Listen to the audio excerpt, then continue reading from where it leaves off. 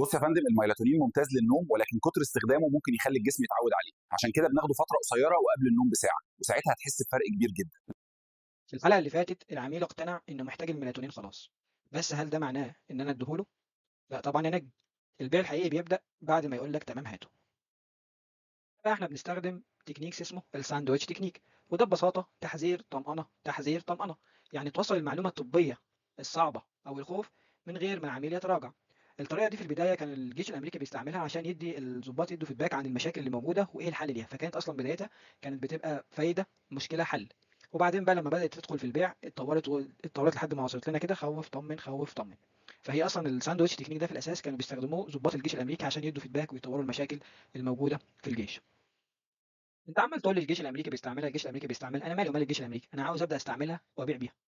بص، هو عشان الموضوع يبقى واضح هناخد نفس المثال اللي احنا شرحناه في الحلقه اللي فاتت، الميلاتونين. لو انت عاوز تبيع الميلاتونين هتجيب علبه الميلاتونين وتديله العلبه تبقى في ايده، وبعدين تبدا تتكلم معاه تقول له خلي بالك الميلاتونين ده ممتاز جدا اللي عنده مشاكل في النوم، بس استخدامه لفتره طويله هيخلي الجسم يكسل يفرز الميلاتونين الطبيعي، وعشان كده بنستخدمه لفتره قصيره ويبقى تركيز قليل، ولازم ناخده في ميعاد مناسب، الميعاد المناسب اللي هو اللي هو قبل الساعه 1 بالليل عشان نظبط السكيدول، لان لو خدناه في ميعاد غلط ده هيعكس نظام النوم، وبالتالي هيقلل على افراز جميع الهرمونات بتاع الجسم، فيعمل لك مشاكل تانية غير النوم.